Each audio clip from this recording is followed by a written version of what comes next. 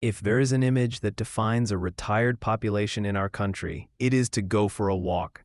We have become obsessed with the 10,000 steps and add up minutes of aerobic activity to enjoy benefits such as lowering cholesterol and having more controlled diabetes.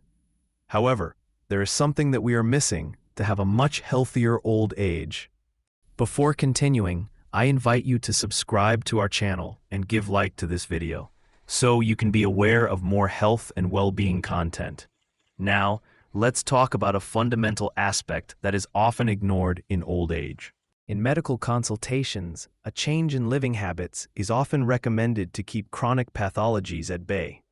However, this recommendation is often limited to taking a walk, something that is easy and accessible, especially for those over 60 years of age. This has become the only solution in the collective imaginary. The problem is that doing strength exercises is where the magic really is.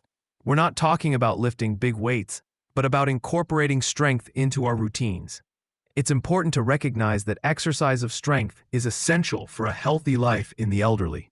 International health guides have opted for a paradigm shift. WHO indicates that those over the age of 65 need between 150 and 300 minutes per week of aerobic activity, and should also include muscle strengthening activities at least 2 days per week. This is not optional. It is a fundamental pillar. The key difference between walking and strength training is progressive load. Our muscles and bones are strengthened only when they are forced to withstand a higher load. If we do not exert them, the dreaded atrophy occurs, which involves loss of muscle mass.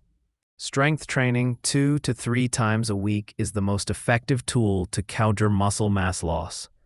This loss carries greater fragility and risk of falls, which can result in bone fractures at advanced ages. Another important factor is bone mineralization, especially in menopausal women who face the risk of osteoporosis.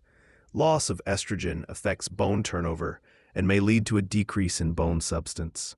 Research shows that although aerobic exercise is superior to cardiorespiratory capacity, strength training improves dynamic balance and postural control, crucial to prevent falls. In addition, we should not forget the impact of exercise on our brain. Studies indicate that good muscle mass is related to the release of myokines, which improve cognitive function and protect against cognitive impairment.